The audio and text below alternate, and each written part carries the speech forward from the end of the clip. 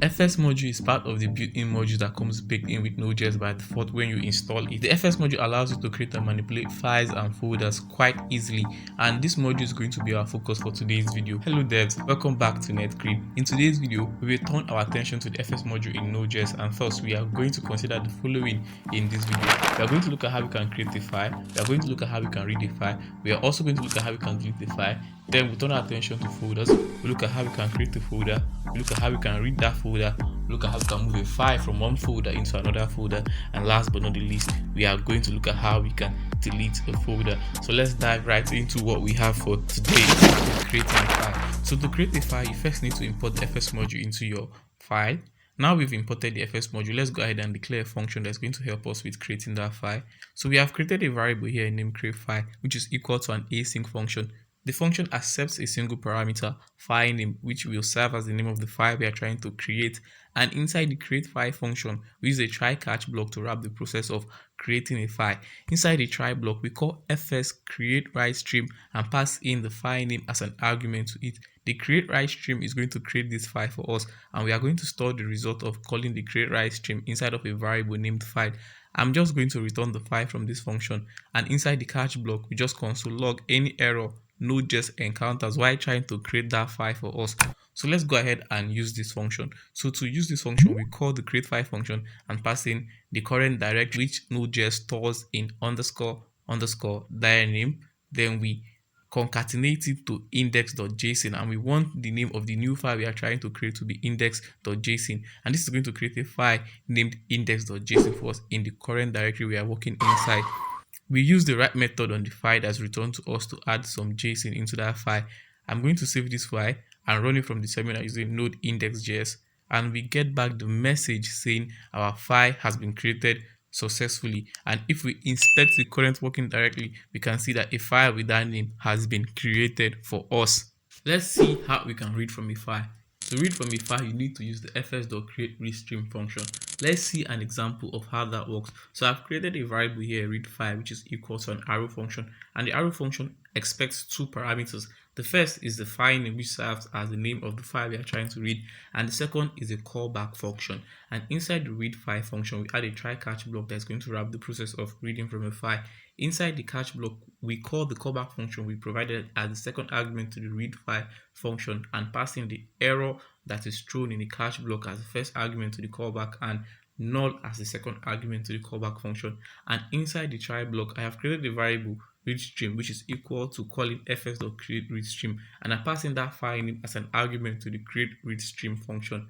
I have created a second variable data, which is equal to an empty array, and this variable is going to store the contents of the file that we are going to read. I'm going to listen for the data event on the read stream, and I'm going to set the data variable we created earlier to be plus equal to the chunk of data that we get back from the read stream.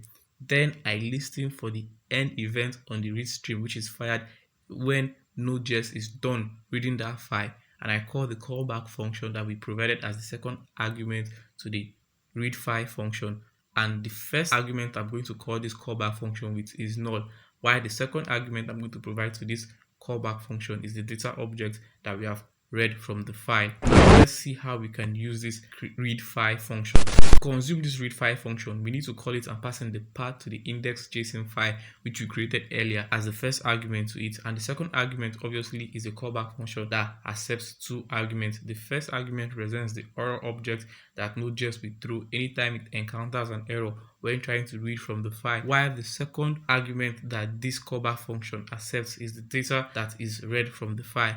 And inside the function, we check if there's an error and we log out that error to the console. Otherwise, we just log out that data if it exists. I'm going to save this file and run it from the console, and you see that we get an object with a title property.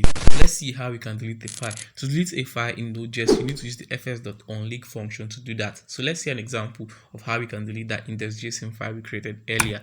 So let's create a variable delete file which is going to be equal to an arrow function, and this function is going to accept a single parameter file which is going to represent the path to the file that we want to delete. Inside the function, we call fs.onLink and pass in that file to it. The onLink function accepts two parameters. The first is the path to the file we want to delete, which is stored in the variable file, And the second argument we are going to pass to the onLink function is an error handler function, which will be called with an error object if Node.js encounters any error while trying to delete that file. We just throw the error if it exists, otherwise we just inform the user that the file has been deleted. Let's go ahead and use this function we have created earlier. So to delete that index.json file we created, we can call the delete file function and passing the path to the index.json file. I'm going to save this and run from the terminal, and you can see that that index.json file has been deleted. Let's see how we can create a folder in Node.js. To create a folder in Node.js, you need to use the fs.makeDire function. Let's see an example of how that works. Let's create a variable create directory, which is equal to an arrow function. This function accepts a single parameter name, which is going to serve as the name of the folder we are trying to create. Inside the function, we use the try catch syntax to wrap the process of creating a folder. Inside the catch block, we throw any error Node.js encounters while trying to create that folder for us. Inside the catch block, we call fs.makeDire and passing the name as the first argument to it. The makeDire function accepts two arguments. The first is the name of the folder we want to create, while the second is an error handler function that will be called with an error object. Inside the error handler function, we just throw any error we encounter while trying to create the folder. Then we notify the user that the folder has been created. To create our directory, we call create directory function and passing helper as the name of the folder we want to create. I'm going to save it and run this file from the terminal, and you're going to see a message that says that the directory has been created for us. Let's see how we can read a directory in Node.js. To read a directory in Node.js, you need to use the fs.readDire function. This function accepts two parameters. The first is the path to the directory you want to read, while the second is a Node.js style callback function that accepts an error object and a data object. Let's see how this function works. We import and destructure the Promisify function from the UT library.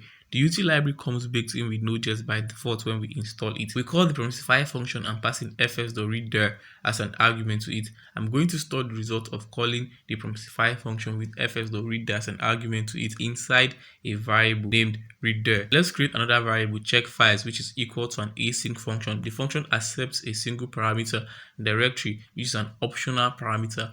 When we call the check files function, we don't always need to pass an argument to it, and if we don't, then the function we are trying to read from is going to be the current directory we are working in. Inside the check files function, we create a variable files, which is equal to the result of calling await readDire and pass in that directory to it. Then we just return the files we found from that directory. I call the check files function and change the dem method to it. Inside the dem method, we just console log the contents of the file.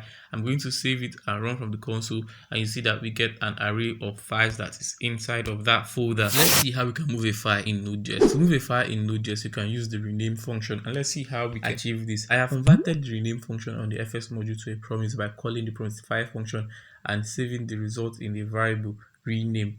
Next, I'm going to create a variable move files, which is equal to an async function. The function accepts two parameters.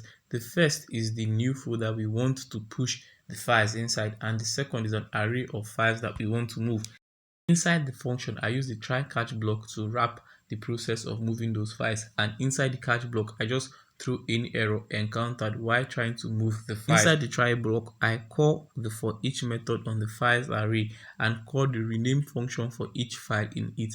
The rename function expects two parameters. The first is the original name of the file we want to rename, while the second is the new path we want to put those files in. And in this instance, the path is the new folder we just created, helper. Then I'm going to alert the user that the file has been moved inside the helper folder by sending the message to the console. I've created a variable files, which is equal to an array of files I would like to move. Then I call the move files function and passing the helper directory we created earlier as the first argument to it. I'm also going to pass in the files array we created as the second argument to the move files function. Let me save this file and run it again from the console, and you can observe that we get a message that says the files has been moved. And finally, let's see how we can delete a folder in Node.js. To delete the folder, you can use the fs.rm function. Let's see how this function works. I've created a variable empty dir, which is equal to an async function. The function expects two parameters. The first directory is the path to the directory we want to delete, while the second is an object with an empty property, which is going to be a boolean. Inside the function, we use the try catch syntax to handle the process of deleting a directory. Inside the catch block, we just throw any error encountered while trying to delete the folder, while inside the try block, I'm going to call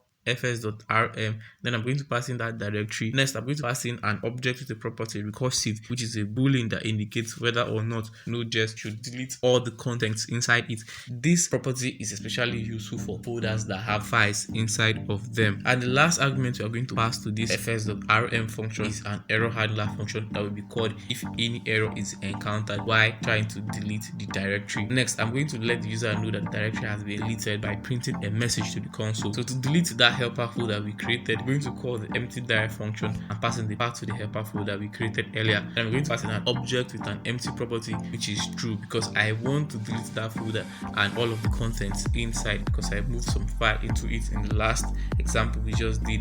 I'm going to save this file and run it from the terminal, and you get the message that the directory has been deleted. Check out this video on the left to see how you can build multi-threaded applications in Node.js using the child process module.